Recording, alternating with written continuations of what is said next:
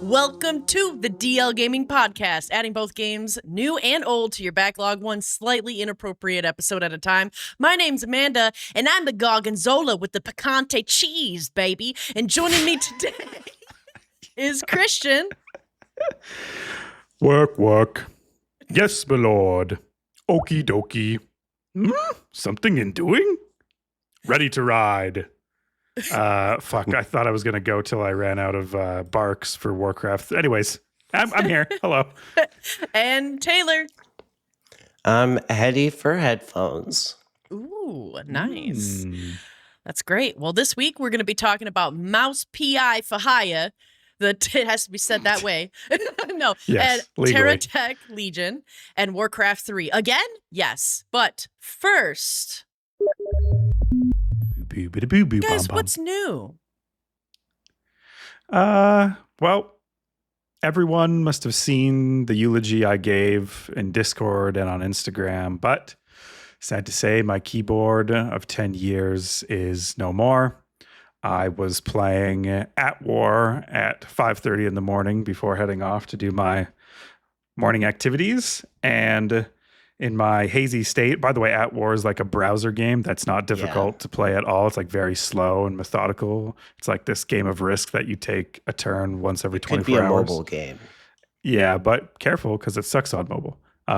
Does. Anyway, so I was doing that in the morning, moving really slowly, and somehow I spilt my entire glass of water directly on my keyboard. And it died. It died. Yep. It's all over. And wow. I'm trying to buy a Canadian-made keyboard to replace it.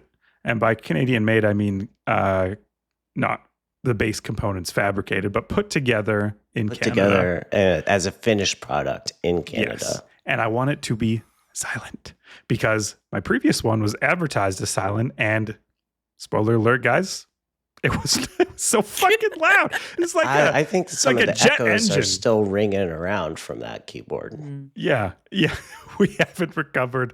Yeah, if you put your ear to the walls of my place close enough, it rings like a haunting. The haunting keyboard is still here. If you've listened to this podcast for a long time, before we discovered what a noise gate was, yes, that era existed. You've heard this sucker. You've heard my fucking loud clickety clacks, and so. If you have recommendations for a silent keyboard, it doesn't have to be Canadian produced, but any suggestions are welcomed. I went down a little bit of a rabbit hole into the keyboard community, and y'all are like using separate springs for your WASD so that it's more responsive as an FPS, and then the rest of the springs are a different level, and different the little tensile strength. Yeah, doohickeys are different colors on the inside where no one ever sees them. Do you want the mechanical feedback at the end of the travel? Yeah. Guys, it's too much. So just suggest me a good one. Fucking, I hit the buy button. It shows up at my house. That's the experience I want. Taylor, what's new with you? So I am staying at my parents' house for a little while, and I brought my gaming rig with me, except for one. I only brought one monitor instead of two. Okay. And part of that is because of how big my screen is. But anyway, loading my desktop and my peripherals and all that into a laundry hamper, putting it in the trunk, just gave me a great nostalgia. I was going to say, did it bring you back? Yeah. Yeah. We're going to LANs and hauling my computer to my friend's house and all of that. But yeah, the big difference was that my giant ass 35-inch curved screen that I currently have is way harder to transport than an old CRT or those early era LCD screens. Mm-hmm. Yeah. They just feel so... You're just so scared that any slight touch of any device will like ruin your screen forever. Exactly. And they're so big. It took up my whole back seat on its own. That your entire back seat? Not the whole thing, but I couldn't fit another monitor back there. That's for sure. Oh, geez. I wasn't going to be able to fit inches. Two. That's but yeah. Anyway, great nostalgia for that, and so that was nice. And I'm set up here in a room at my parents' house for recording. You guys may hear some dogs bark at some point. They have 5 dogs. 5 dogs. The And Hounds of there's Hell. It's a no whole pack. mute button on dogs. So Cerberus? if it Does happens, Cerberus it have 5 happens. heads? Is that famous, or is it 3 heads? 3 heads for Cerberus. And so and the girl who turns you into stone, 5 snakes? That's Medusa. And Yeah. she has mini snakes. More Many than 5, some would say. More than 5 snakes. If I gave you, if you were like, hey, can you bring me a plate of jalapeno poppers, and there was 5, and you said, could I have many? And I brought you 5, would you go? I would be That's- disappointed. I'd say And that's what a amount- handful. Yeah, A handful So is 5. What is many? Like the whole bag. 9? Many would be like more like 9 or 10. Yeah. 9 or 10? And if I bring 30, you're like, Jesus, I didn't ask for the whole fucking stack. That's like 2 boxes. That's 30 too is many. like 30 is like, yeah, what it was transported there in. Right. Yeah. A case. Sorry a for case that. of them. Birdwalk. Birdwalk. Amanda, what's Medusa new has with a you? case of snakes. There's a case of snakes. That's right. Have you seen my case? It's a Medusa size. Yeah, what's new with me? Not a crazy whole lot. So what's new on Steam is a deck builder fest that's going on, which, not gonna lie to you guys, I don't really give a fuck about deck builders at all. However, I will make an exception for Inscription, and I hear a lot of good things about Balatro. So I'd be tempted because I have been really getting a lot of use out of my Steam Deck lately, and there's word that the Steam Decks are also, and definitely the Steam controllers, there should be another chance to being able to buy those again soon. However, I'm glad I don't need to truthfully, and for everybody else that has them, listen to this podcast, because I know we have a lot of Steam Deck users in this podcast as well. That's great. So if you like deck builders, there's Deck Builders Fest going on until I believe May 11th. Only the for day. a couple of days Yeah. after these episode releases. So you'll catch Get 'em the while they're tail hot. end of it. Get them while they're hot. Inscription, I think I saw was like $7 or something, 7 decals, which And is if great. Bobby's, that's right. Sorry, your currency, now that you're Canadian, now that you have the maple leaf tattoo on your Yeah. forehead, is in decals. Yes. Oh, Is Well, that- oh gosh, in decals, it's probably like 9 decals. I think. You said More. a So, 7. well, okay, now so that you're in Canada, Amanda, do you use the Canadian Are you Steam illegally? shop or are you using the US? no, I am. Fess up. What is it? By Are you by viewing country, things in I'm dollars by, or like, dollars? what's the buy? She's on the I'm by Argentinian currency. Steam. She's Yeah, like She's on the Argentinian Steam to get that I was actually discount just with the talking to- regional yeah. price. Steamo. I was just talking to my partner about this. So I love to pull up our our DLG Google Chrome profile, and that's all in Canadian decals. My Steam app, however, and my mobile Steam are still in American USD. So I am actively kind of managing accounts both in Canada and in the US. And so a lot of the games that I buy off of Steam, I use my American credit card. So I do still pay attention to that in US, but it's really nice to see it in CAD as well. So it's both. Yeah, I like if you're looking at using both. a US based credit card, you should be paying US based dollars because otherwise She's you'd not have in? to pay a conversion fee. It's true. Yeah, true. And that Yeah. adds a couple, that's like 2% per transaction, which Can- adds Yeah. up. Yeah. I mean, Yeah. when I lived in Vietnam, I could have been buying off the Vietnamese Steam, but since I had US based cards, it would have been more expensive. And this is a transition, right? So like once I start making that Canadian decals, need then Canadian- I can completely you need convert to Canadian decals. Yeah. Credit cards. I feel like that's points on the PR sheet for Canada to get your permanent residency. You get points for all the things you could do. Like if you learn French, you get like 5 million points or something. It uses Steam, uses the Canadian version of Steam. Uses I'm Canadian starving for Steam, points, yeah. so I'm switching it right now. Right after this Yeah, podcast, yeah. I'm switching it. Is that 2 points? 2 decals? Any point Yeah. If counts. you use the Canadian Steam, but you use the Canadian French version of Canadian Steam, that's 4 got to be points? worth. That's got to be 4 points. Is there a French Canadian version? I don't know. There's French Canadian localized language on Steam, at least. Yep. Probably select something and it goes Those guys tabarnak. trying to worm their way into everything, man. These They're just trying to fucking worm French their way in. Canadians. How many poutines is it? Oh, All the poutines. Delicious. All the poutines. Delicious. We knew delicious. the answer. Yeah, we do need the answer. But anyway, that's the fun things that are new. I'm not sure if we said it, but if anybody's listening and wants to wish Nick a happy birthday, his birthday's on May 11th. Happy birthday, Nick. Happy birthday, Nick. Happy birthday, Nick. I do have a Nick update later in the show, so stay Ooh, tuned. Nice. What? Yeah. Why not now? Or is it relevant to what you were talking Amanda, about? I said later. Okay. Later All in right. the All show right. means later I'm in the excited, show. guys. I had a nap. I did not have coffee. I should have. I drank plenty of espresso earlier. All right. I am just ready to go. So She drank espresso to prepare for her nap. I did drink espresso to prepare That's for how my hardcore nap. she is. That's how hard. Yeah. That's how impatient I don't just am. nap. I fucking nap. Fucking nap. All right, guys. What did Only you nap play? caffeinated. What did you play, Taylor? Taylor, what did you play? I played TerraTech Legion, a survivors-like / bullet heaven roguelike that is based around modular cars. You drive around and fight robot swarms, level up, select new blocks to add onto your cars.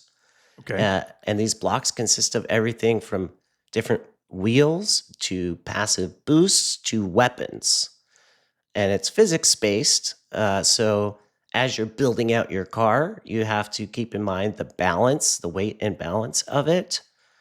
So as you're not dragging on the ground or getting tipped over. Okay. So Sounds like a lot. Was there a lot going on, or was it like just chaos on the screen? there's a lot going on. Yeah. And then let's see. This is my first survivors like or bullet heaven game that I've ever Right. played. And so does the genre live up to like everyone was playing Vampire I'm Survivors? hooked on this game. I'm loving Okay. it. And it's been such a contrast to the last few weeks of playing these narrative games to playing Yeah. something that's pure gameplay. Just pure game. This is a gamey And game. I was playing it right before the show recorded. I was like, do I have enough time for one more run before we have to record? He's hooked. That's like famous to this genre. Like in between work meetings or just any spare second you can cram into your day. It's like, yeah. The physics thing is really interesting, though. I love that spin. There was a city builder where you had a ship in the sky, Airborne Empire, and the twist on that was you had to deal with the weight of the city. I just something about that's cool. putting physics in games that or in genres that don't normally have them. Don't normally have it. Yeah. Yeah. I enjoy that. This game also has a really well thought out and easy to follow progression system, which I think can vary between games in this genre. Some that I've seen other people play felt convoluted, and this did not feel convoluted at all. Right. Like there's different pilots, they each have different cars, each different styles of cars, and they have a perk tree for the driver, and that you get to upgrade between each run, and then you unlock new blocks to place on your car. By picking those, you're given 3 random choices, like many of the genre, and you unlock new blocks permanently when you select one of them if they pop up randomly. Oh, that's cool. And by completing challenges. Do the drivers have cool names like Johnny Banana or Amanda? You have a name, I think. I would think Jack Pepper. Jack Yeah, Pepper? Is he in this one? These on the guys' case. names are not as cool. It's like Michaela St. Marie, the Pathfinder, and But I like there's a that though. That sounds guy very that- honorable. yeah. Then there's a mercenary guy called like Alex. It's just like Alex the mercenary. That's so funny to me.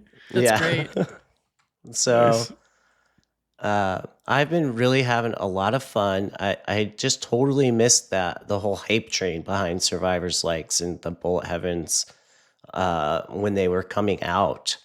And I feel like I've been missing out this whole time now that I've played one. I'm like, I should have been playing these years ago. That's sweet, Yeah, though. I mean, that's So one of the things they're where you great. could visit other ones and then like compare it to how this one was, yeah, right? Yeah. So you just have a I'm gonna backlog be now. trying out other ones now, That's awesome. and So even the OG Vampire Survivors, and see how they compare. Vampire Survivors on the big screen, because of the graphics, Mm-hmm. even though it's a numbers go up game, and like I recognize that, it feels like an old school arcade cabinet to Oh. me. Like you're I'd agree. Because of sitting the there. graphics style. Yeah, and you can pass the controller around the room, and everyone knows what's happening on screen, and they're like, you're gonna like. It's kind of a fun party game in my limited experience with it. Couch party game. Yeah, if you're In with a bunch person. of nerds, yeah.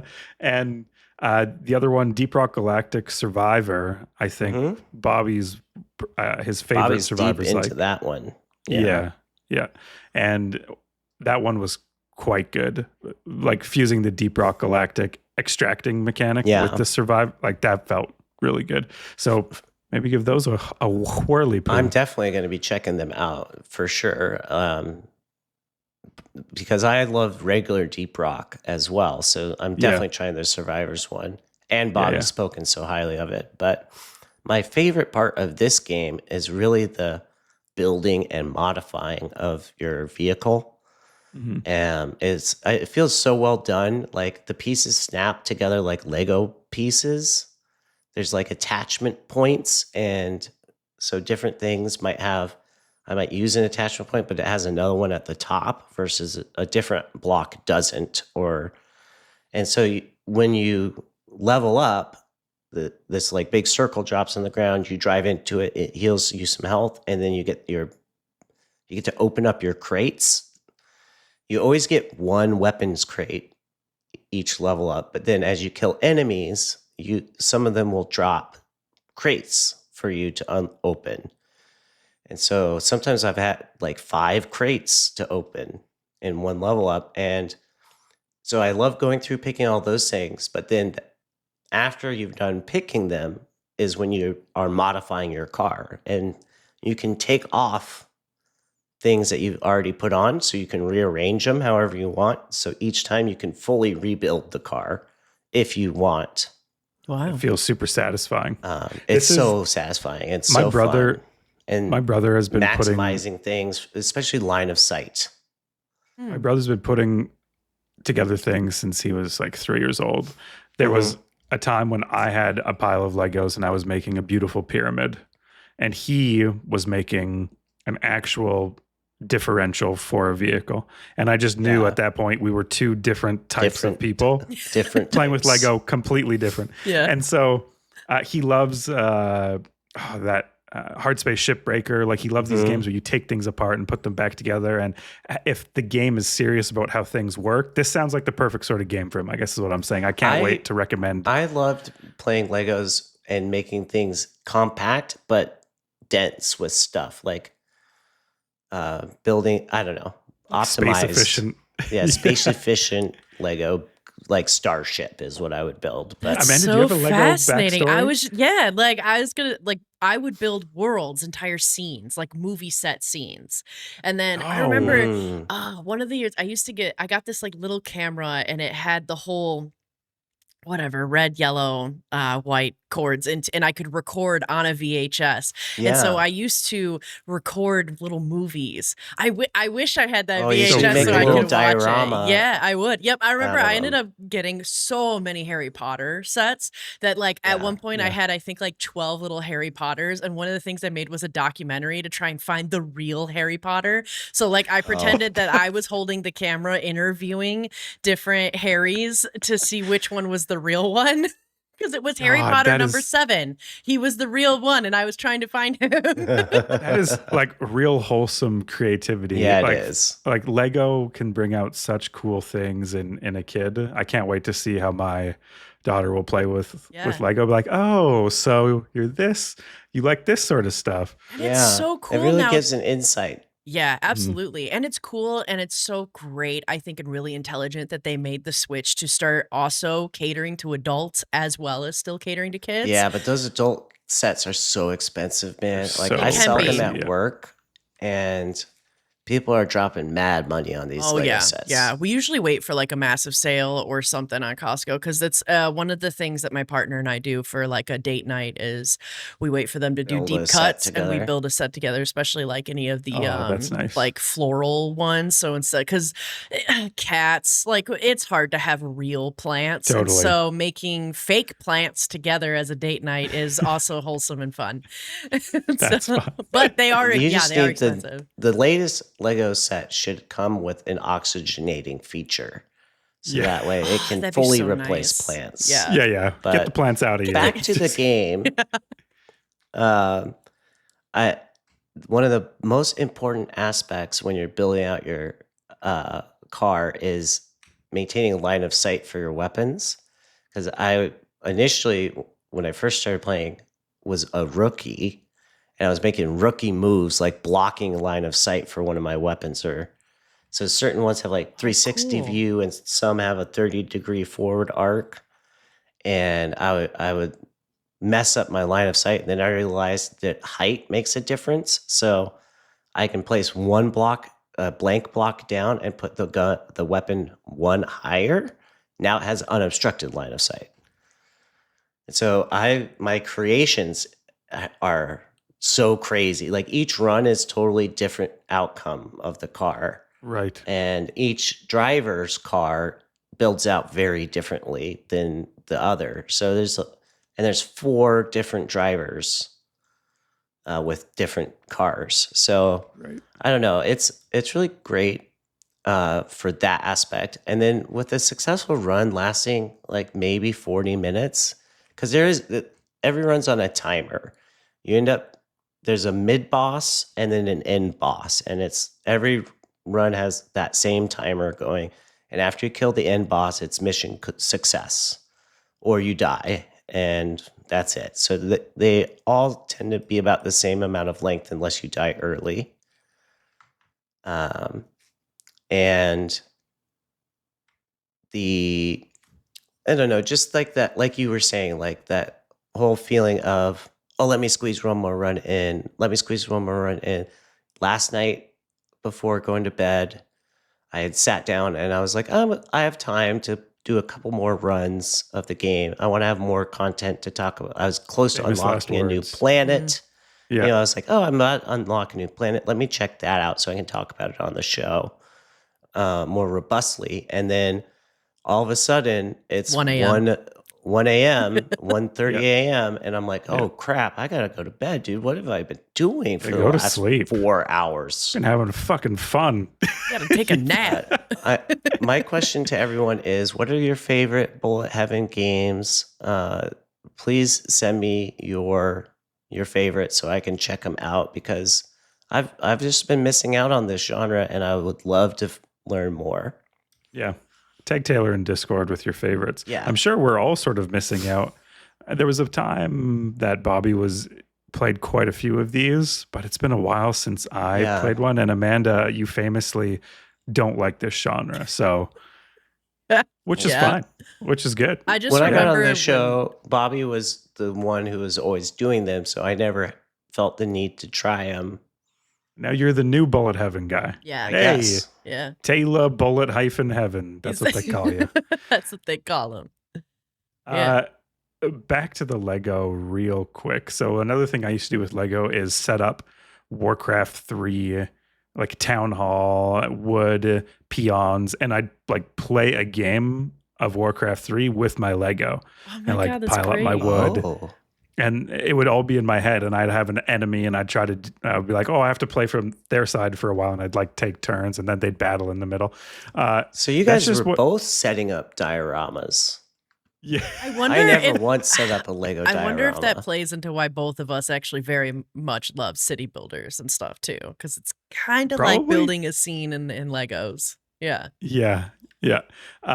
So that relates to what I'm talking about this week, which is Warcraft 3 via the War 3 Champions ladder portal. So Warcraft 3, if you don't know, is sort of this hit Blizzard RTS that spawned off the better known World of Warcraft.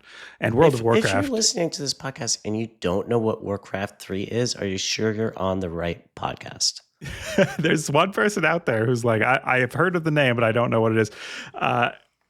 World of Warcraft resulted in there unquestionably being far too doctors and far few too little doctors in the world. Chi, who used to be on this podcast as the caster, told a story. She was in university. She was on the road to being a doctor and then got really into WoW and did not become a doctor. And I feel like that's a story of probably quite a few people. And I feel weird whenever someone asks me, like, what's your favorite game? Or what's one of the games that got you started? I'm like, oh, Warcraft 3. That's probably the first one I got really into. And they're like, oh, yeah, like the MMO, like my boyfriend or my partner. Or I'm like, no. I'm not a degen in that way. I'm not a degenerate MMORPG player. I'm a degenerate RTS player who did very different games, to be fair. Yeah. Rounds with my Legos, which is so much better. Building my custom maps. Yeah. What I loved about Warcraft 3, exactly, was those custom maps. So, my favorite. World War I-ish, Clash of Civilizations, Pimp My Peon, Porn Slideshow 7, all these have lived through time. Porn Slideshow 7. Let's not talk about it too much. I've managed to sneak. Just wanted to call it out. If you know, you know. If you know, you know. I was trying to sneak past that one. I've talked about these sort of custom maps on this podcast multiple times. The most famous one, obviously, is Dota. Dota came from Warcraft 3, but a lot of things came from Warcraft 3, this sort of cool playground where you could play with these custom games and have immediate feedback from this huge community of people who also love strategy games. And I told myself always when I was playing these custom games, one day I'll get good at the real game, which is ladder, the versus mode. One day I'll stop playing custom games and I'll go to ladder and I'll learn. Focus in on actual 1v1s. Yeah. And a decade went by, 15 years went by. I moved out. I got 4 cats. I moved cities multiple times. And that day, spoiler alert, never came. You had a child since that. I had a child. You got married and had a child since that day. And I think I've launched Warcraft 3 ladder one time since then. Once or twice, right? So I've literally never played it until now. Now, why am I playing it now? Because one of my favorite content creators, streamer, YouTubers, Grubby, is hosting a $10,000 streamer tournament. And all the creators in that tournament are just super engaging people, number one, but also they're also really good at the games that they do play. And they all have diverse audiences and they're bringing their audiences to Warcraft 3. So it's actually a pretty good time to get into it if you're not that good at ladder because it's full of new people. All these new people that also might not be good at ladder. Exactly. So for the longest time, you would, if you're new going into it, you're just going to get stomped repeatedly because especially the now. only people playing it are the highly competitive people. Yes. And so you need this critical mass of people, and these are what these content creators can bring. And the content creators themselves are really interesting, and people might recognize some names. So Tyler One, I think we all know who that guy is, right? He famous for running it down mid in League of Legends and being kind of toxic, but also really good at the game. There's Mary Maybe, who is a World of Warcraft classic streamer who sort of min-maxes dungeons and does these in-depth dungeon walkthroughs on how to best approach like the hardcore content in the game. There's Hera, the pride of Canada and the best Age of Empires 2 player ever. Not really, but I think he's up there. Pride of Canada. Yeah. Pox is an influential Pillars of Eternity player who popularized this unique style of playing the game. Yamoto Cannon, he's a League of Legends esports player and coach. Are you sure it's Pillars of Eternity or Path of Exile? Path of Exile, sorry. Yes. Okay. Because I was like, man, there's a Pillars of Eternity content creator? Oh, damn. That's exciting. Yeah, hook me up. Dante's League of Legends, he's the world best with Hecarim. Is that how I pronounce this champion? Hecarim. Thank you. A guy named Simply, he's a Mario 64 speedrunner, and then a guy named Maxim, who's a League of Legends caster and content creator. And if you flip through these people's streams as they're practicing for this tournament, which is what's happening right now, they're playing ladder, and you can see them playing through this website that Grubby has put together. It's cool because a lot of them are really good at a specific game, but they don't know Warcraft 3. So they're bringing unique skills from Age of Empires or World of Warcraft or League of Legends or Mario 64, right? And they're so good at that game. They're like the top players of this game, and they're coming to Warcraft 3 and they're learning this new game. And so I feel like Hera with the Age of Empires 2 has a massive advantage there. Totally. I was That's watching much him. closer to Warcraft than the Yeah, other games. I was watching him micro some onagers the other day on Age of Empires 2, and I was like, Jesus fucking Christ, dude! Like this guy It's is literally insane. he's pressing, he's selecting like 4 units at a time. That's what it looks like on my screen. I know that's not actually what he's doing, but Wild. I found out about this tournament via our good friend and happy birthday, Nick. And Nick used to be on this show as a regular caster. He's beloved and loved. I saw him on Discord. I glanced at the sidebar.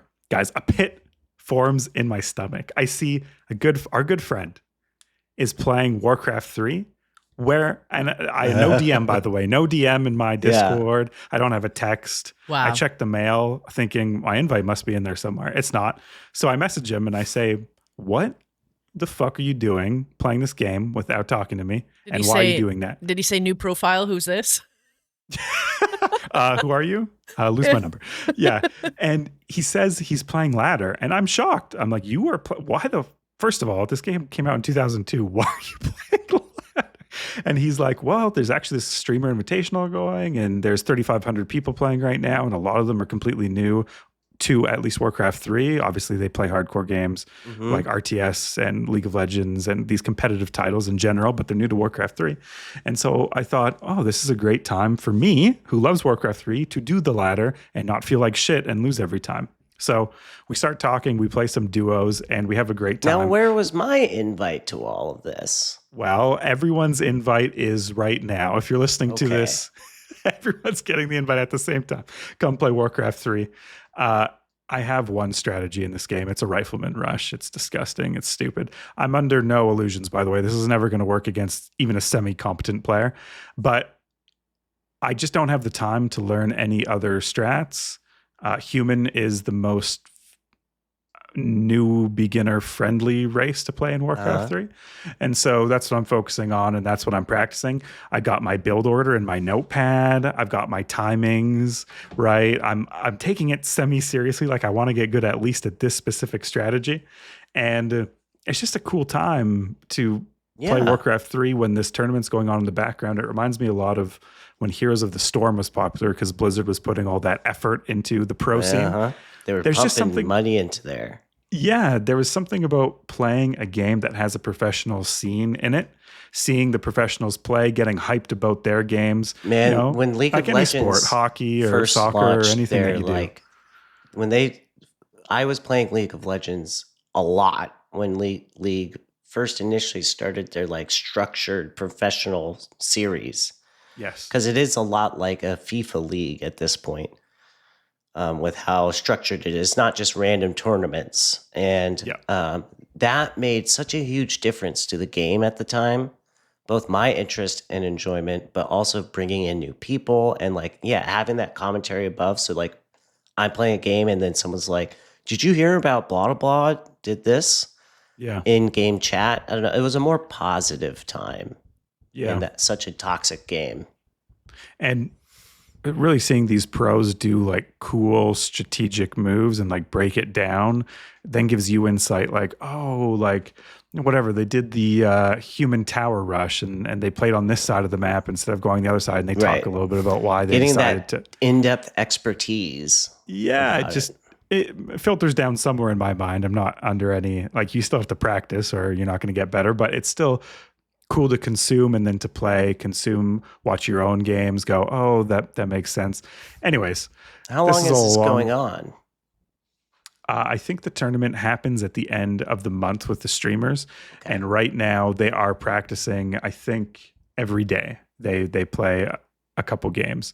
And so you go to the website and you should be able to find someone playing live, and then they have all the replays on the side too. And the website is the Warcraft 3 Champions? No, the website is on Grubby's street. I didn't even put the URL in here. War 3 Champions is the ladder, program that people are using to play Warcraft 3. It just reduces lag and has a couple other custom things that make ladder a little simpler to play. Even custom icons on some of your heroes to show how many items they're holding instead of having to click in. So little quality of life things like that. Anyways, what Warcraft 3 race are you and why? I'll start with Amanda. Probably human, as basic as that is, dude, because I need to be beginner friendly since I owned this game way back in the day on a CD and I don't own it anymore. And I don't think I'd be able to, because it's not free. You'd have to buy it. So I'm going to say human, because that's a very human thing to do. Okay, and Taylor? I would also say I'm human just because my favorite race to play when I played those games, the campaigns, was always following Arthas and Uther's story. Yeah. That was my favorite story to follow. Okay. Wow. I guess pack we of have three humans. Fucking boring podcast. Yeah, three humans You're doing a human podcast. as well. Playing the Rifleman Rush. So Yeah, Rifleman Rush. Although I do love when Undead Night Elves. came out, that I got really into the Undead when they came out. Yeah, the Undead have a cool. The Night Elves, the buildings can move. I always thought that was really cool. Yeah, I like them I like all of the races, but yeah, I guess maybe you're not racist. personality wise, I'd probably line up more with the Night Elves. Night Elves, right? I was Dark really and like the mysterious? Night Elves. Dark and mysterious and always shifting. A lot of them were hot. Right. I'm a shifty Oh my character. God, they were hot. Yeah, a lot of them were hot. Don't get me started on And I'm hot. Yeah, that's another part of it. Sylvanas pre-emo, Sylvanas pre-corruption. That's okay. Amanda, what did you play this week? Alrighty, I gotta get it. I feel like I gotta get into my accent over here because I played Mouse PI, the Mouse PI for Hire. I feel like it's a long title, but it's worth it. Yeah. It is essentially done in this like 1920s, 1930s inspired cartoon graphic, black and white, animated. It's a detective game. It's a boomer shooter kind of game. It's a like kind of world almost. There's like some. I wouldn't say platformy elements to it, but it's a lot deeper than just a boomer shooter. I like a lot of boomer shooters, and this definitely has a feel where like there were a lot of things that reminded me of other games in this as well. Like the animations and the way that you kind of maneuver around people and the way it looks itself with the 2D kind of graphics brought me back to Paper Mario. Everything felt very crunchy and yet full of movement, which was kind of Paper Mario as well. There is a lot in this game that also reminds me of Mario when you're selecting your world or your level. You like get in an old like T-Mobile kind of car and you like drive around the city, which almost reminds me of when you would walk to like the different circles and squares when you were playing like Super Mario to select your level, which is cool. But there's this like LA Noire, like really good like writing and story here. Do the accent. Yeah. It's Jack Pepper. Mouse PI for Hire. It's Jack Pepper. He's for hire. Yeah. And they did such a good job. I mean, this is like Mickey Mouse fucking coded hard, like to the point where even my partner's like, can they get away with it? Like, is Disney going to be pissed? And so that's sort of like, I feel like it's such a protected IP, even though it's technically it's not. Black and white, right? Yeah. And it's like the black and game white. is, yeah. Oh, and yeah. That version of Mickey Mouse is no longer under copyright. Yeah, so technically it's not. I just know that Disney gets their panties in a twist all the fucking time for everything. So that's why Anything I'm like, that comes close. Exactly. And this is close. It's like Mickey Mouse, dude. He's got a lot of cheddar for sure. But like it's very funny. It takes place in this city called Mouseburg, and what's really cool is the little details in this game. There's all these little details in the settings. You can actually change the like film grain on your graphics to make it look even more old-timey, so you can really kind of adjust whether you're playing in like a 1920s film or like a 1940s film or 1950s even. And so the audio and the music in this is so good. This is like such a good example where they're really using the music as a part of the world building and do such a great job. You can change the settings to make it sound like a vinyl or make it sound even older. Like it sounds a little scratchy. So you can introduce the crackling. Exactly, which I did because I everything. love vinyl. So like I have a little crackling when I listen to mine, which is awesome. And not only that, like that's cool in itself, right? But they also use it as a means to tell the story. Like there was this one level I was in where you turn down a hallway and there's like 9 doors and you have to open each door. And as you're opening the door, the music is like building. And then when you actually open the door, there's like a trumpet, know. And so it's like, as you're opening each door, it's like, bear, bear, bear, bear, bear, and it like amps up until you finally find the guy that you're talking to at the last door. And so they've really done such a great job with the music. And when you're swimming and you're losing, the music is not diegetic to the world. No, it's really like it creates a very dynamic world because there's all these things too going on. Like I said, all these other little details. The characters are pretty well thought out. Like everybody's a mouse or a shrew or some form of that because they have all these shrews and they're like it's poor a working rodent-based class society. 10,000%. Rats. Kind of. They kind of mostly refer to like rats as being like scumbags, not necessarily like an actual rat. Some things don't rats change. would be the muscle in that kind of game. But they'd be much bigger rats than is a mice. derogatory word, but rats don't exist. I get it. So far as I'm seeing, no, I don't think I've actually encountered a rat. And squirrels? No, but they do have these really cute like mice that twirl their tail and like fly in at you because the enemies that you face are also a wide variety. So like sometimes you get a really big fat mouse who like just charges at you. Are they wearing suits and stuff? They're wearing like it's exactly what you would imagine when it comes to like a pinup, like, hey, forget about it. We're gonna go mess up the yes. And they're gangsters and with it's Tommy guns. Yes, actually I did get a Tommy gun. So yeah, let's talk about the guns for a second. You get different kinds of guns, which are cool, and you can upgrade them, which is also cool. You can get like better reload speed, more capacity, but the different guns you collect are also a part of that game, and you can it's very, very easy to switch through them. So I played on this game in 3 totally different ways. I first started playing it on the Steam Deck, then I did a controller, but the Steam Deck hooked up to a TV, and then I finished it out completely on my PC. I will say, the story with all of this is super engaging. You are obviously this investigator named Jack Pepper. The fucking cheese puns in this game are just absolutely crazy. They're very hilarious. They're like some of the cheese puns that we've got and these are real quotes from the game that I made sure to write down. But it's like, turns out Steve was crazier than a grape jelly on a kasumasu cheese platter. Right? That's so good. That's a crazy line. It's such a crazy line. Like, and there was like this mechanic named Tammy who tells you, she goes, make sure you bring cheddar, Jack. What's wrong? And then you go, what's wrong with Gouda? And she goes, no Gouda if you're broke, Jack. The interactions and the conversations among the characters are fantastic. And I do think that each character is really thought out. And there's a lot of characters, which is super cool. And so, again, you're investigating, you're trying to figure out what's going on. This all starts with a magician disappearing. And then you turn out to find... That's what starts the case. That's what starts the whole case. That's the case that you're on. Who comes to you with the case? Is it like a femme fatale that shows up? No, well, not really. The case definitely digs super deep, and I don't want to like spoil it too much, but yes. Yeah. Basically, there's kind of this, you first find out from a reporter that a magician has disappeared. So then you kind of poke around on it, and then you find out that actually during the magician's act, somebody targeted a politician and was going to kill the politician. So then you go talk to the politician and you find out the assistant was killed and disappeared. Like, it unravels to like this whole thing that kind of boils down to like corruption. There's like parts of corruption. There's like an entire working class, the shrews, that are like going missing. There's all of these other kinds of quests because they have like main jobs, and then there's also side jobs for things as well too. So you're kind of solving a few mysteries and stuff. And they all apparently somewhat interconnect and connect because when you're done with a mission, you collect all these clues while you're on the mission, while you're doing the boomer shooter part and you're killing all these people, you're also collecting clues.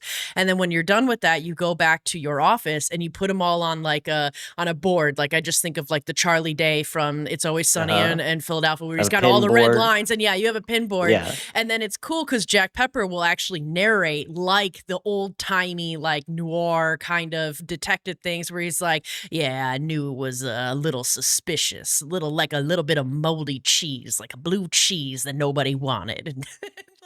And so it's funny as he's breaking down and kind of putting together the leads, and that's part of it. Cool mashup though. Yeah. Like, whoever said, let's do a boomer shooter detective game. Yeah. And make it Mickey Mouse. What a very interesting fusion. By the way, of make it genres. Mickey Mouse. Yeah. And black and white. It's so, this game is done so well. Like, the details are really good, and I definitely can tell that this game was actually created well. Like, literally, the code, the back end of it was built well because it's intuitive to play. Like, a lot of the key bindings, they're what you would expect. Shift to run fast or to like speed up, spacebar to jump, E to select something, WASD, and then on the controller, it's like A is to jump, like your right triggers to shoot. Like, it's what you're expecting with a lot of these games and a lot of shooters, and it moves flawlessly from Steam Deck to PC. Like, no bizarre weird things. I guess I should say there aren't none. There's a tiny recommendation I would have for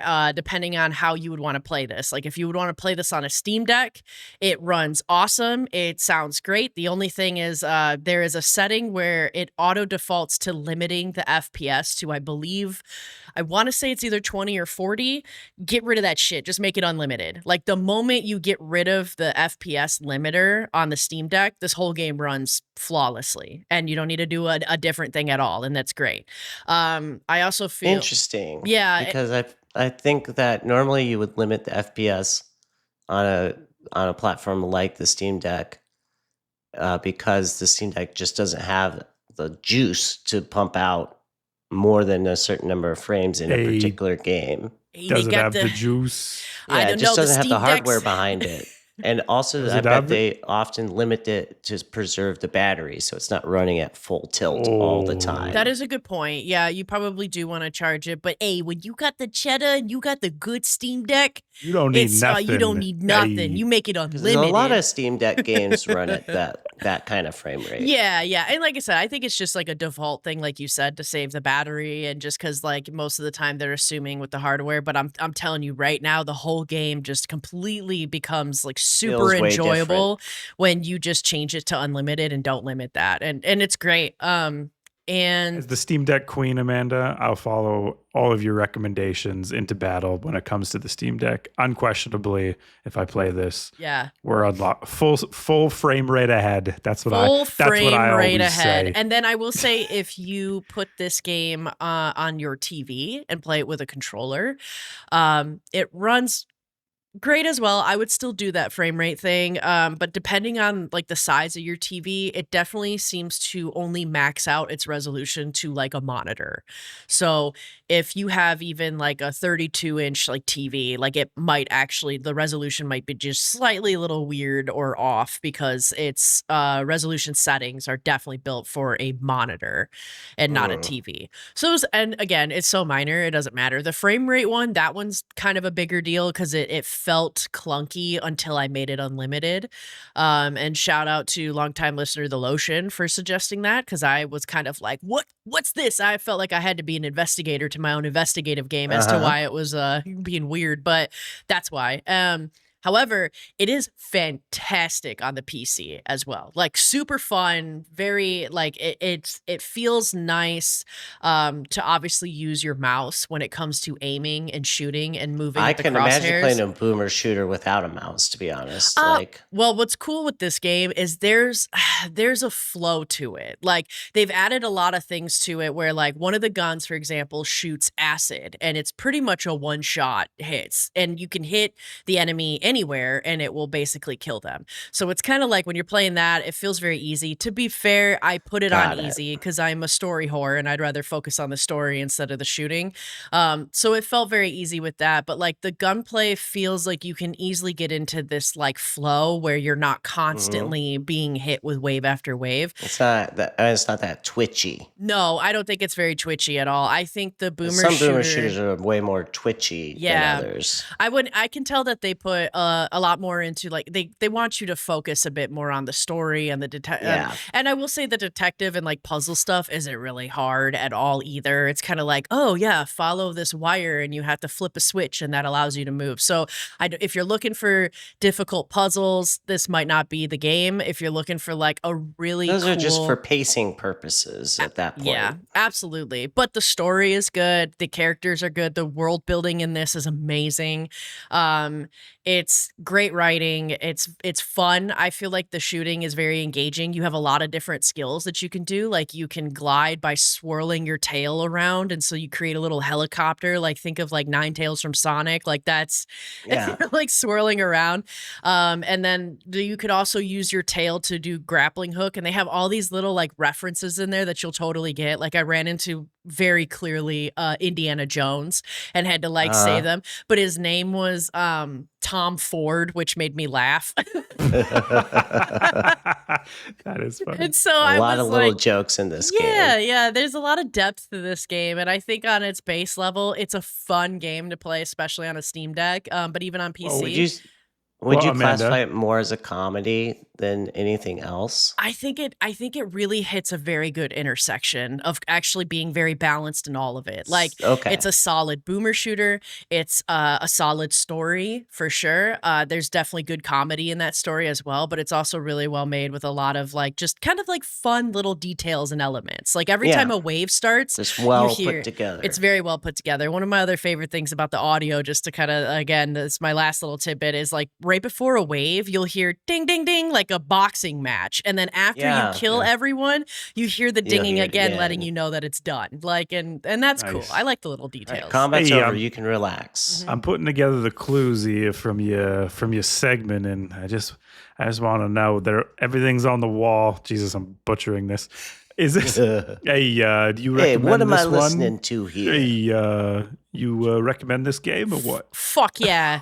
Fuck yeah, I recommend this game. Yeah, as they say about it, you know, if you're worried about it, forget about it. What do they say about it? Because the Cabazoni family is done one way or another, all right? So tell Johnny Nine Toes that we're moving to phase 2, which is I'm recommending this game to everybody because it's Mickey Mouse meets Paper Mario meets L.A. Noire, and it's got a lot of good shooting elements in it. So, yes. Nice. Is there? I'm gonna recommend this to syphilitic Sally. Jeez, I don't know. She's down by the docks. Don't interrupt her. She's working. She's a working gal. Is there a cartoon you guys can think of that like would make such a great game in kind of like think of like a vampire survival stick shooter? Like what cartoon would be really fun in that? Or like if you were to mash up a cartoon with a game style? So I wasn't wait, no, I'm going to go a different way from this. Land Before Time was so beloved to me. Yeah. That I would love some sort of, I think I would play a Land Before Time story, like adventure, maybe like a point and click adventure, something slow that speaks to the style of, you know, the original animation. Yeah. It's a ducky detective I was thinking game. about Rocket Power. Ooh. You make a like Tony Hawk's Pro Skater 2 style Rocket Power game, where you can ride all of the different types of platforms and scooters and everything, and seamlessly switch between them. Oh, I like that. I'm uncultured. What's Rocket Power? Oh, that was a cartoon that was coming out when I was a kid. Maybe they didn't air it in Canada, but everyone at my school watched Rocket Power. Okay, us too. It was like it was all about skateboards and BMX bikes and scooters and like surfing and like all that kind of stuff. Nice. Bunch of kids, yeah, very, very. There was a pack of kids doing it, yeah. Oh God, I remember on the Sega Genesis all the fun like cartoon games that they had though, like the Tasmania Devil game that you would play, and like the Lion King that was like a platformer. Anyway, this game is great though. Highly recommend. Tell everybody to play Mouse PI for Hire. It's deeper than it looks. I played so many cartoon games online as well back in the day. Like, because they would make little Flash versions of like Totally Spies. R.I.P. Flash. R.I.P. Flash. Yeah. Yep. This game was, I had seen the trailers and stuff and I wasn't interested in, but after having heard your description, I think my mind has changed on it quite a bit. I like to think that if you listen to this podcast, you like every game that you're like, oh, that's because what we're talking about it so passionately, it's hard not to be like, yeah, I'd fuck that game. Like very rarely do I hear you guys talk about a game and I'm like, I'll never play. It's a passionate podcast, you know, or at least for me, man. I'm either like, fuck that, I don't play that, looking at you deck builders and roguelikes, or I won't shut the fuck up about it. Yeah. If Christian and I had both played a deck builder roguelike game this week, and Amanda would be sitting there with her eyes glazed as we were talking about them. But probably. So if you get the green the next card arc expansion. Yeah, exactly. All right, well, but that is the games that we have played this week. So guys, what do you want to play? Taylor, let's start with you. Yeah, so I want to play a game called I Am Your Beast. Oh my. It's a fast-paced, stylized, first-person thriller game that kind of encourages you to replay levels to find ways to finish them faster. It's described as like each level is a micro sandbox. So there's a bunch of different viable ways to complete each level, and then you're gonna be. It really encourages the player to like refine their run, like try to speed run them more, or figure out the ideal way to finish off the level. It's kind of got that comic book vibe to it a little bit in terms of the graphics and like the blood splatter and stuff. And in it, you're hunting down the military-industrial complex. All of it. Love it. Wow. I guess. And this, I pulled this from the Steam page. Lightning fast, he's in the walls player fantasy. That sounds scary. Especially when it's like, I am your beast in the walls. Yeah. But it reminds me of Super Hot in that way of like, trying to like maximize your way through each level. And I was really pulled in by the stylized graphics and stuff initially. And what I really want to know is this military industrial complex part. Like, is there going to be some kind of commentary on the MIC? Are they going to be lampooning it or just talking about how it's bad? Or, is there some deeper meaning there? Or is it just because it's cool? So it is cool. I think hunting down the MIC would be cool, but they're great enemies. So my hope for it is that it has some difficulty settings, or that it's at least not too focused on having to be lightning fast Twitch skill. Because you're kind of good at that. We're getting there. We're getting a little older, and I'm just not as Twitch reactive as I used to be. So I kind of hope that it's not fully. Earlier in the show, you did say you were shifty, though. I am shifty. You got a little shift to you. I can press the shift key all day, baby. And I'll have to double check on this, but damn, I remember seeing an article that was really fascinating. I'm pressing the shift key right now. Oh, he's ready. He's got his finger on the shift pulse. Yeah. I felt it. I could have sworn I saw an article, though, about how, like, you really kind of don't. I mean, I think it's, like, somewhere where, like, if you're in your 20s, then you're kind of the fastest when it comes to shooters. Yeah. But you don't lose a lot of that until if I remember correctly, it's around 40. Not until you're quite old. It might be like older 40. than 40, actually, even. It might be 50. I think I'll it's have like to double 50. check. Yeah, I'll have to That's double check. That's what I've heard. But I remember reading that and being like, yeah, still got it on Tarkov.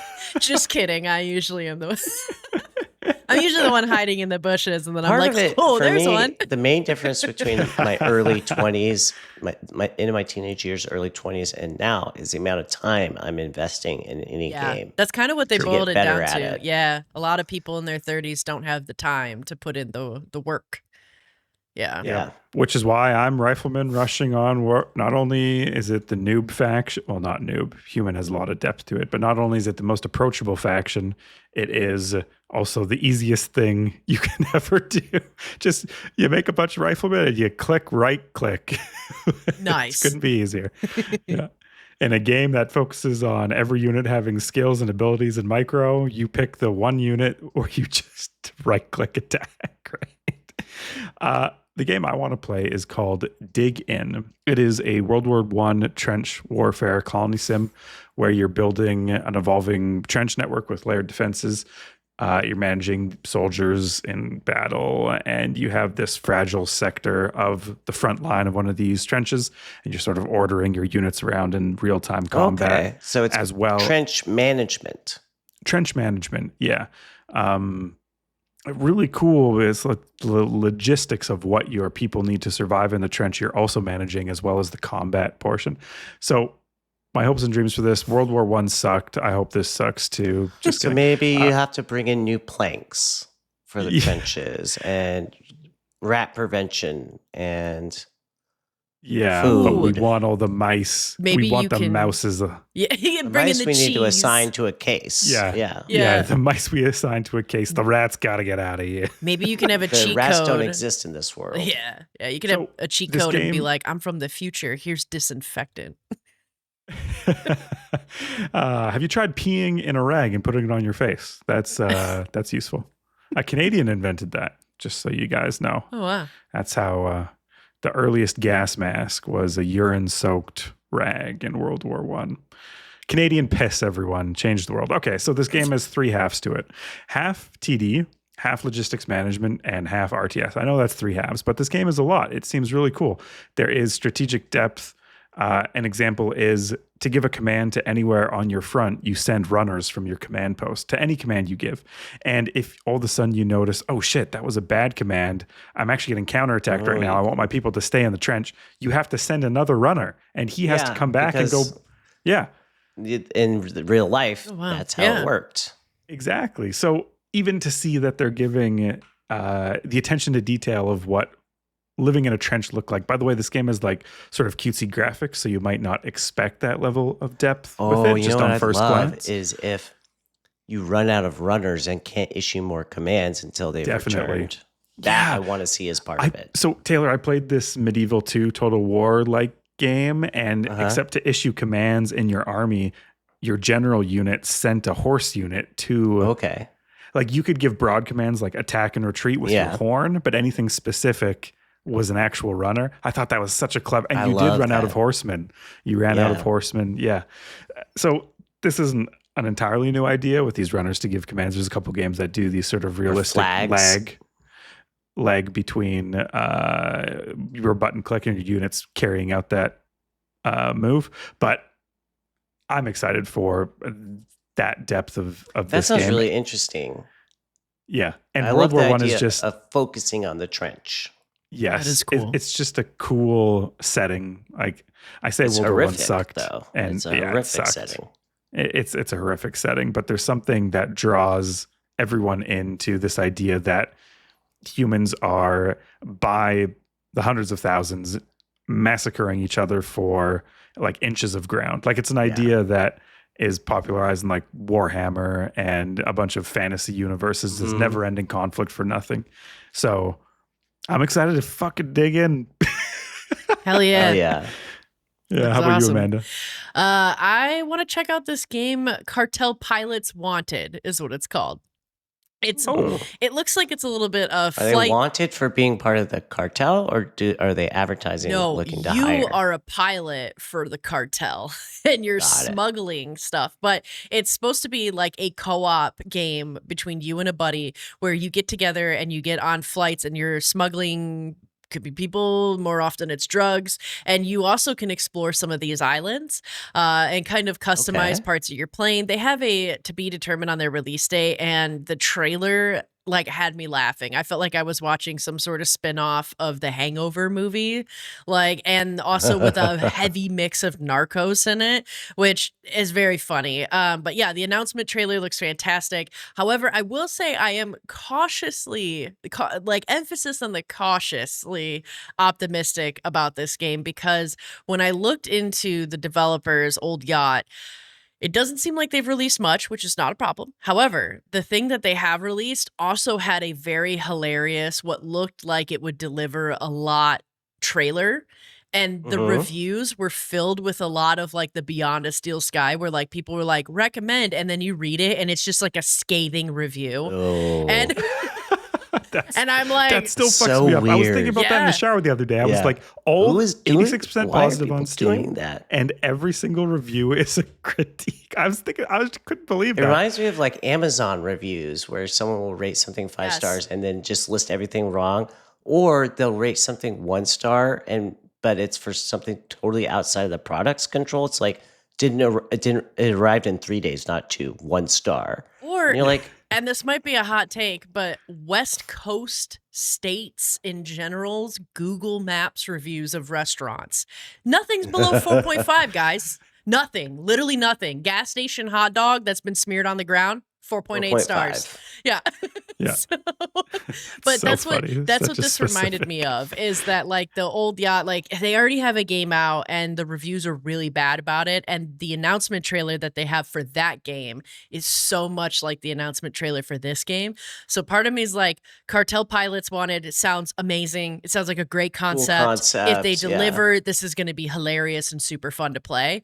But the track I saw is that they don't deliver, so we'll see. Like, we'll see. I'm cautiously optimistic, but this is a really funny idea. I will say the people behind I Am Your Beast, when I looked into that developer, they made a ton of stuff, but most of it was like trash looking game, like really bad looking games.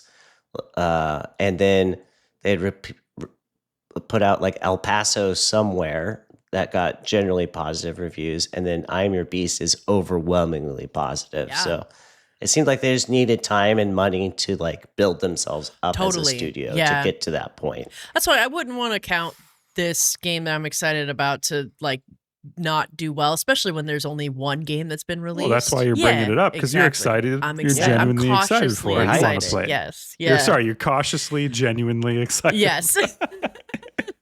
But anyway, guys, that's a show. So what?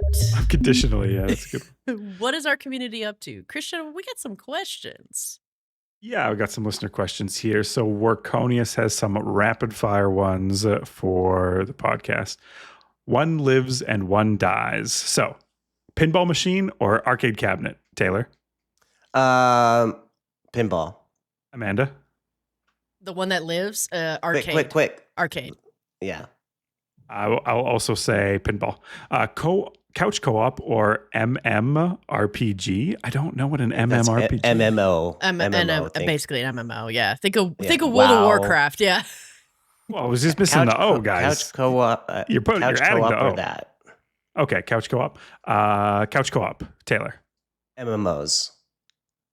MMORPG. You guys want less doctors in the world. That's fucked up. Foot massage or head massage, Taylor? Head massage.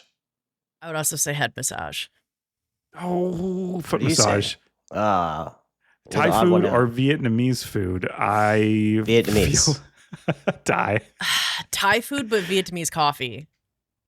Oh, fair. Christmas or Halloween? Oh, shit. I love Christmas. I don't Christmas. care. Halloween. Yeah. It's got to be Christmas. Halloween all day. I love Halloween, but I can leave it for Christmas. Yeah, I could leave it too. Soft cheese or hard cheese? Obviously hard cheese. This is a weird question. Cheese. Soft cheese is gross. Oh, we got to consult Jack Pepper. We got to get Jack Pepper on the case. Soft cheese or hard cheese? No, it's hard cheese all day. Hard cheese. Any cheese makes me shit, but hard cheese makes me shit far less. Hard cheese makes me shit, and I don't have that problem you have. Interesting. Witcher or Elder Scrolls? Elder Scrolls. I'd say Witcher. I would say Elder Scrolls because I haven't played any of the Witcher games. Platformer or beat 'em up? Ooh, platformer. Platformer. I will say platformer. Fried chicken or grilled chicken? Fried chicken, first of all, one of the most delicious foods in the Fried world. chicken. Sorry. Fried chicken. Grilled Yeah, that's a chicken. no-brainer. Get out of here. That's Get a the fuck no-brainer. out of here. A kick in the jimmy or a punch in the face? Oh. I could use a kick in the jimmy every now and then. Yeah, kick in the Jimmy. Kick in the Jimmy. We all want to get kicked in the crotch, guys. A We're world fucked up. where there's no more face punches, but only crotch kicks. Yeah, that's a good world. That's a good world to live in. Don't hit our money makers for the podcast. Hit what's not on screen. Yeah. Nyanko has a question. In languages that you learned before or are learning, like French or Arabic, what are your few of your favorite words, expressions, and rules? And Nyanko is from Belgium. I think he's a trilingual person. So, Taylor, I think you are the linguist among us. I would say for Arabic, just off the top of my head, real quick, one of my favorite expressions is inshallah. It's a really common phrase over there, but the way that it's used, we don't use anything like it in English. It like literally means as God wills, but you say it as like a hopeful thing, but you can also use it. It's hard to describe its place in like the culture, and I wish we had that here in English and in North America.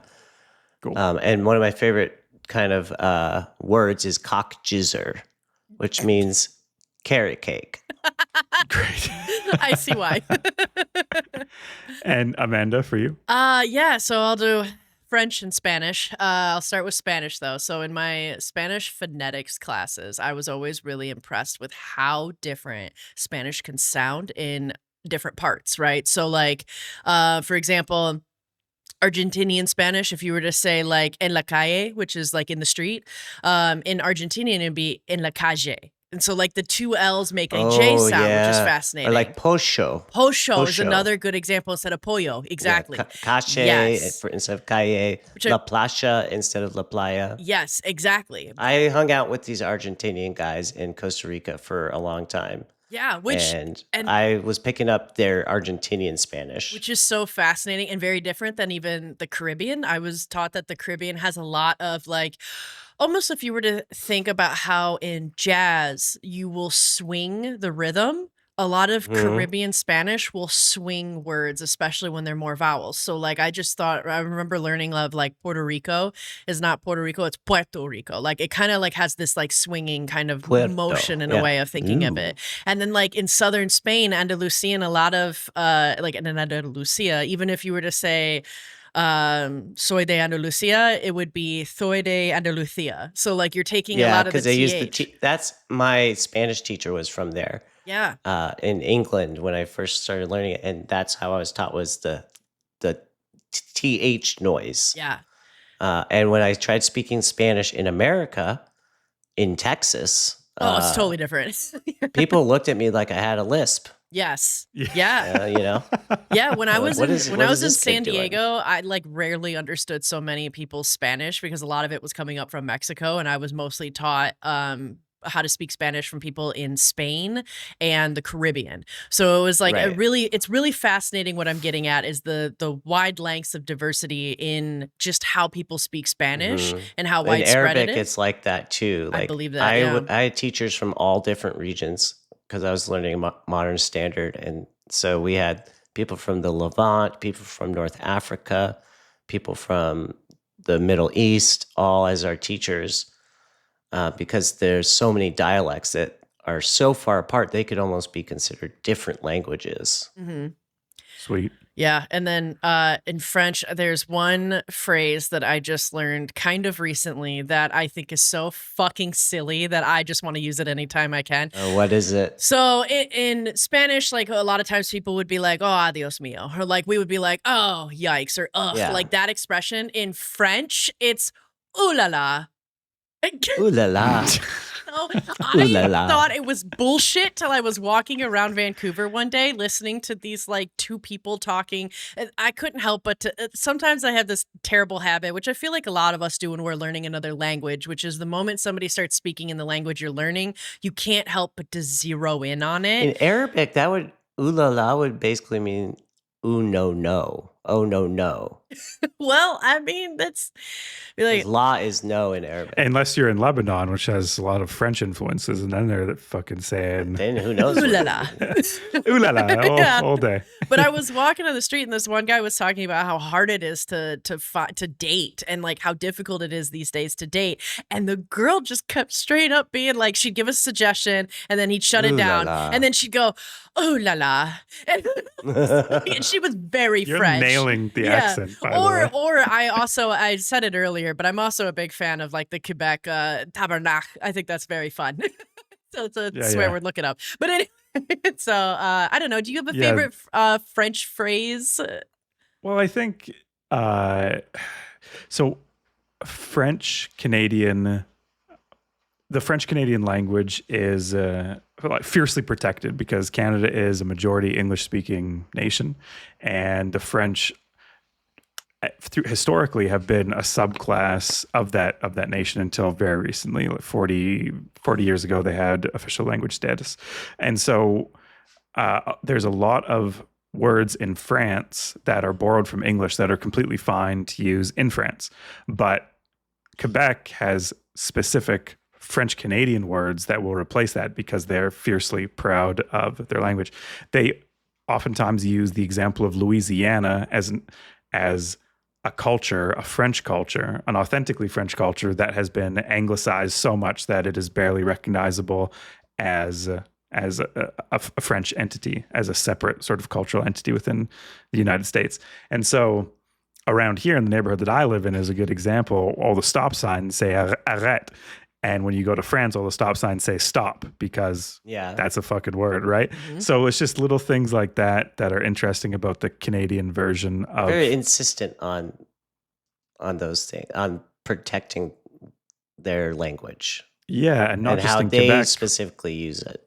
Yeah, and not just in Quebec, but in French neighborhoods and communities across the country. Because of course, a lot of Quebecois farmers went to the rest of Canada, and like where I'm from in Peace River in northern Alberta, there's like 4 very French communities where they don't speak English, like they're French. Anyways, so that's a little fun tidbit about Canadian French. I feel like ideally people are learning both languages and not just sticking to one. Like the English speaking part of Canada should be learning more French, and the French speaking part should also learn English. If only things were so simple, Taylor. But I will we say, live in a world where and also too that like there is a good chunk of that. It just depends where you're at, right? So like being in Vancouver, like there is a lot of that. I go on the train and I hear tons of people. Like so much of the train is weaving in and out of French and English, which is awesome. But yeah, you're gonna have like different communities that are a little bit more like, I guess like insular, or like kind of the just like what you were saying when you get more rural and stuff, like if that's what a lot of people are used to. It's the insularity that puts me off. Like, well, they're not, they all know English. It's the communities around, like, let's not mistake this for anything other than what it is, which is French people desperately trying to preserve their culture in an English nation. Like they all know English, but very few people actually know a fluent level of French, including me. I went through 12 years of French immersion. All my school was in French. Oh, wow. And then I didn't practice it for 2 or 3 years after, because I moved to a big city, Edmonton, and there was rarely anyone to speak French to, except for people I knew from my hometown who all who your moved with classes were in French? Every single For subject 12 was in years? French except English. Yeah. And did you lose a lot of that? I lost my ability to speak French fluently. I just wasn't confident in my ability to speak French, but I can still read French no problem. Mm-hmm. It's just the specific, tenses and I guess how to colloquially speak French that gets me off guard sometimes. But, when I went to France and I met up with Bobby, and I actually met up with Nyonko, I was so embarrassed because I was there trying to speak French and I was realizing the limitations of what I actually knew. Right. And I was like, I can't have this. So I started Dude, listening to French that's what happened when I music went to and Morocco. radio.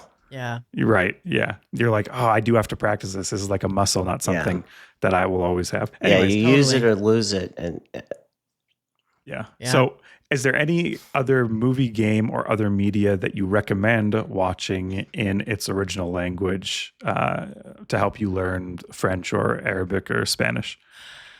I recommend that's tough. La Reina del Sur, which is a like soap opera about a like woman narco cartel like badass, and they've got like a fuckload of seasons because it's a telenovela, and so it's like it's very very helpful to learn like with Spanish or to keep up with it, and it's entertaining. Most of what I was exposed to learning Arabic was there weren't many games that are produced primarily in Arabic. Yeah, totally. As well as movies. They don't really have a movie industry. And so a lot of the shows I would watch were either very dry news reports or like children's cartoons. Oh, and like children's cartoons, sorry. Like the children's cartoons that were produced by Hamas. Mm. Right? And so those are ideologically bent in a crazy way, and I wouldn't necessarily recommend people watch them. Yeah. One of the things it's I kind of did hard for Arabic a couple years ago when I came back from that France trip is to change my Steam Deck to French. And when you do that, you'll launch games and they'll automatically launch if they support it in French localization. Yeah. And I was playing Kingdom Come Deliverance 2, and they were using all these medieval French terms. Like, I don't know what a fucking, like a boyer, someone who makes bows. Like, there are like English, no problem, but I just never ever, because I never explored the medieval world in French, right? Yeah. So that was difficult. That's a particularly tough game to do that in. But I would recommend you try and use video games if you're trying to use the language. It might be when I useful. was learning, I set a lot of games and anything that had an Arabic localization to that. But I interpreted the question as in the original language being. But no, I set League of Legends, and I set a lot of the games that I was playing, if they had Arabic translations or voice acting, like Harry Potter had an Arabic voice track with Arabic dub, and that was cool. Awesome. Totally. And you could watch it with the Arabic dub and the English subtitles, and then the goal is to no longer need the subtitles, and it's a great way to learn language. So he says, my favorite games for practicing, the ones where the full English dialogue script is on the fandom wiki for the game. You can play with the audio and subtitles in other languages and keep the wiki up on your browser and check it if you don't understand a sentence. That's super clever. That is clever. Props to whoever's putting the entire script for a game into a fan wiki, because that's a ton of work for a fan if you're to doing do. That. Yeah. From YouTube, we have a comment. First, the podcast is best enjoyed with cheese. No fucking way. Jack Pepper. Who wrote that? Jack Pepper? Jack Pepper, are you listening? He's on the case. Right. Well, I'm just going to encourage everyone listening to, once again, leave a comment wherever you're listening to this at, whatever platform you're on. If there's the ability to leave a comment, leave a comment. Doesn't have to be anything particular, but we love to read them, and it helps with our engagement numbers, so please do. Yeah. And shout out again to our executive producer, Truthbringer, the man that really brings the cheese. Thank you, Truthbringer. A cheesy episode today, guys. Sorry. Yeah, it is. Yeah. But it was Gouda. Cheese puns are the cheesiest. Ooh, it was very Gouda. It was a Gouda right. episode. It wasn't Gruyere. That's true. Sorry. Only hard. We went hard. Only hard. It wasn't cheeses. Emmentaler enough. All right, guys. Well, that's a show. My name is Amanda. Joining us today was Christian and Taylor. And tune in next week because Christian is rounding up rambunctious Rodians who have large bounties on their head with Star WarsTM, Bounty Hunter TM. I tried to roll my R's as much as I could. Okay. I love that now we're writing hooks for the host to say. And so, making it hard or funny is part of the part of the fun. I like it's it. It's a little fun for us. I like it. All right, Taylor, what are the people listening to? Playing us out this week is the theme song from Mouse PI for Hire. Goodbye.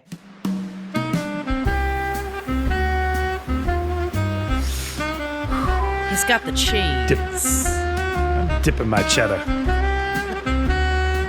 don't know why I'd be dipping it. Sorry. Never dip your cheese. Don't.